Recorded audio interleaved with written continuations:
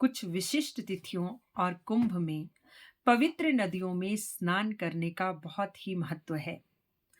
प्रयागराज में 144 वर्षों के बाद आजकल महाकुंभ चला है और करोड़ों श्रद्धालु देश और विदेश से आस्था की डुबकी लगाने गंगा जमुना सरस्वती के संगम स्थल यानी कि त्रिवेणी में उमड़ रहे हैं।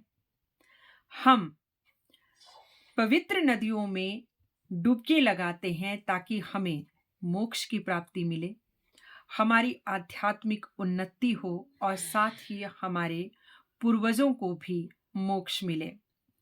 तो जब हम डुबकी लगाते हैं तो डुबकी लगाने के कुछ नियम होते हैं। जैसे नंबर 1, अगर हमें शुभ मुहूर्त पता हो कि इस मुहूर्त में डुबकी लगाएं तो विशेष उस समय में, खासकर अगर ब्रह्म मुहूर्त हो, हम आस्था की डुबकी लगाते हैं तो हमारा पुण्य चौगुना फलित होता है।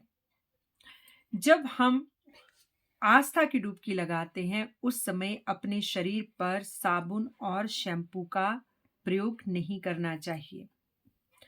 आस्था की डुबकी लगाते समय हमें उससे पहले अपने मन और चित्त को शांत करना चाहिए और सोचना चाहिए अपने पिछले समय के बारे में कि हम क्या-क्या कर गुजरे हैं, क्या गलतियां हुई हैं जाने अनजाने में, उसकी क्षमा याचना के साथ और साथ में अपने पूर्वजों की मोक्ष की प्राप्ति की याचना करते हुए, प्रार्थना करते हुए डुबकी लगाएं तो उस डुबकी लगाने का महत्व बहुत अधिक हो जाता है।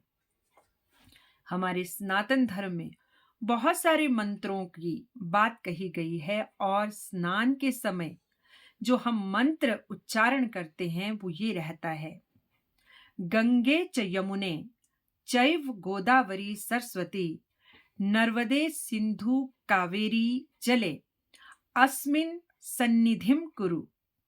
यानी कि हम जिस जल से स्नान कर रहे हैं वहां पर हम गंगा, यमुना, गोदावरी, कावेरी, सिंधु, नर्मदा सभी पवित्र नदियों से ये प्रार्थना करते हैं कि वो इस जल में उपस्थित हो जाएं।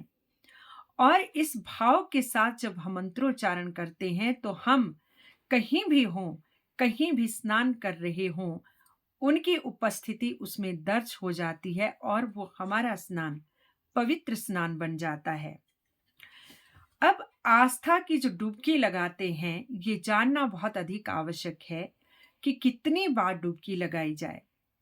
तो सनातन धर्म के अनुसार पवित्र नदियों में आस्था की 3 बार डुबकियां लगाई जाती हैं और ये तीनों डुबकियां विष्णु, ब्रह्मा और महेश का प्रतीक हैं, जो कि सृष्टिकर्ता, सृष्टि के पालनहर्ता और संहार का प्रतीक हैं।